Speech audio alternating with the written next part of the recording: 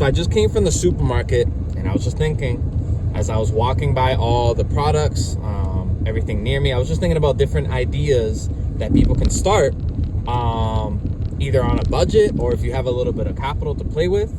And there's a lot of ideas out there that you can incorporate to make money. Each of these can be different levels of difficulty, but I'm going to go over the first one, which is starting a vending machine business. If you guys want to write these ideas down and then just go on a YouTube binge watch, not even just of my videos, of anyone's videos, just type it into the search bar, see what videos come up, and you guys are going to be given the information to be able to start. Because I know for me, when I look something up, like something new, a new way to make money or anything like that, I need a little bit, like I need to see it a couple times in order for me to like take action. That's how it is in sales, right? Before you buy something, you've probably seen it numerous different times on numerous different devices or locations, whatever it may be. But there's studies that show when a person sees something for, I think it was at least 3 or 4 times, then they're more like warmed up to that idea, and then the next time they see that thing, they're able to make like more of an informed decision on whatever that thing is. So starting a vending machine business, right? I have a BJ's wholesale membership, and I know a lot of areas also have a Costco's and Sam's Club. Those are 3 big stores that you can shop at to help you start your vending machine business. Now, to start a vending machine business, obviously you need a vending machine. I've heard of people looking on places like Craigslist. I want to say OfferUp as well for like used vending machines. You're not drinking from the actual vending machine. Like the vending machine is just there to give the material or the product, right? So if you're doing a vending machine with food, you look for those and do your research on what kind of model you would like when it comes to a vending machine. Because there's a bunch of differences between like the mechanical ones and electrical ones, right? Think about all the maintenance that you might possibly be doing. Think about trying to think of what else. Just think about how easy it is to go there every week. If you need to repair something, change things up. I'm gonna drive around a little bit more. But yeah, those are things you want to think of. Also, where are you gonna place that vending machine? Do you have a location set up for that? These are all things you want to be thinking of, right? Because you want to get permission if you're putting it in a building that doesn't belong to you, obviously. My idea was I wanted to put it into the apartment building that I live in. It's a fairly new building. It was built in 2019. So I don't have to worry too much about like older building parts or anything like that. Bad electrical issues, nothing like that, right? So you just kind of have to talk with the property, wherever you want to put it at. Maybe you're a barber. You can buy a vending machine and then have people buy product from you if they're hungry, thirsty, whatever it may be. There's different ways you can go about this where you can be successful. So either do a vending machine, or if you don't want to buy the vending machine itself, you can simply, this is the second idea with the same type of product. So whether you're doing chips, drinks, you could do energy drinks, sodas, whatever it may be. You can go from either job site to job site, right? Look at where there's construction being done. You could be that person that brings people drinks or food, right? Now, for this type of stuff, you might need a permit if you're making the food yourself, or if you're drinking, if you're selling drinks, you might need to figure out what kind of permits are needed in your city in order to make that thing happen. So figure that out, do your due diligence, and do that research that needs to be done in order to figure out what needs to happen in order for you to make these business moves possible, right? So I know with food it's a little bit different. You need permits, you need different licenses, stuff like that, but figure that out. That could be another option. You can literally like scout your area, and wherever there's construction being done, that could be a new spot for you to to go to and see if people need drinks, Gatorades, sodas, whatever it may be. Or on these construction sites, there's always food trucks that are coming through. You could be the person that supplies the drinks for the food trucks, or you could be the person. There's a lot of ideas when it comes to this, guys. You just kind of need to think outside the box, and it'll happen. I'm just trying to find a spot to park here. But yeah, guys, there's a lot of things that you can do. Hold on, let me see. All right, cool. Just want to make sure I'm in a good spot. But yeah, there's a lot of good ideas that you can incorporate when it comes to this stuff.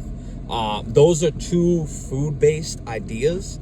Another idea is if you're into sports, either baseball, football, basketball. Basketball is a good example because I used to play ball. I need to get back into it. But you can literally go from court to court, and during the busiest times, which are probably like, a lot of people usually run around like in my area 10 to 12, 10 to 1.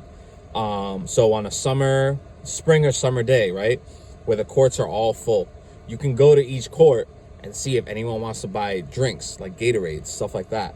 Any waters. Because I know every time I would go, I would bring at least 1 or 2 Gatorades, but I would go through that like nothing. So if there was an option for me to buy more from somebody that came by and sold cold or even just room temperature, that could be another option too. There's a lot of things that you can do with just having a BJ's or BJ's wholesale or Costco membership. As you guys can see, I'm not even doing over editing, nothing like that. I'm just kind of shooting from the hip. This is just something I want to make a video on for you guys. Let's see. I didn't realize I was on the whole time. So if there was static the whole time, I apologize, guys. So those three, if you have a BJ's wholesale, Costco wholesale, or Sam's Club membership, you guys can take advantage of these. You can even do candy. You can do candy, buy them in bulk, and then sell them individually to the same locations that I just mentioned. The construction sites, the basketball courts, football courts, or football fields, baseball fields, soccer. Soccer has what? 10 people on each side, or 12? That's a good sport to promote as well, because there's a lot of people on the soccer field that would need drinks. And those dudes, they run. So there's no doubt that those dudes would definitely need some sort of hydration, water, Gatorades, anything like that. Or even right now, it's popular. I don't drink it, but Prime Energy. So that's another one. There's a lot of ideas, guys. The candy one is another idea where you can do on different. I don't know how well that would do. Depends on the area. But candy's another thing you can buy in bulk. Chips you can buy in bulk. Trying to think of what else. You can even buy materials too, like if people needed towels, right, to dry their face during while they're playing basketball. Because I remember when I used to go, I would sweat like crazy. So if someone came around offering to sell cloths, like washcloth for my face, to dry my face, or even another shirt, like just a throwaway shirt just to wear, I used to hate. I would always bring another pair of clothes because I used to hate coming into my car after I finished running a couple games of 5-on-5 basketball and getting into the car all sweaty. That wasn't it. So if I was playing outdoors where there was no shower, because at the gym I would play ball at, there was always a shower. So I'd shower there and then get into the car, and I wouldn't be all sweaty and stuff. But if it was like, if I was playing in a league game or playing outdoors, I definitely needed to bring another pair of clothing, whether it's like shorts and a shirt, something, because I'm not a fan of sitting in my car all sweaty. So that could be another option too. You can buy shirts for the low, let's say $3 to $5 per unit, and then you can sell each shirt for $7 to $10 each. someone needed a shirt. Again, I don't know how well that would do, but that's just an option for you guys. You guys can do that, make some money. Trying to think of what else. Yeah, that's pretty much it. I didn't want to make this video too long. I was just going into the stores, just thinking of different ideas that you can do. You can even go on other social media platforms to see what people are buying and selling, stuff like that. I know for the longest time I wanted to do either freeze-dried candy. I wanted to get a dehydrator to do freeze-dried candy. And I also wanted to do, not a dehydrator, it's a machine that makes freeze-dried candy. And then the other thing I wanted to do was these sour gushers. I wanted to buy gushers in bulk, buy the sour seasoning for the sour, mix it in there, and then sell them per packet, right? And then kind of start something like that as well. That's another thing. I see a lot of companies doing that right now on other social media platforms. They're doing a lot of candies, stuff like that. So that's another option for you guys. It doesn't have to be physically in person. You can start doing stuff online, making money online, and just building a business online. It doesn't always have to be physical. But that's it for this video, guys. I don't want to drag it too long. But if you guys have any questions or any other ideas that maybe I've missed, comment down below and let me know if you try any of these ideas. I will catch you on the next one, guys. Have a great rest of the day.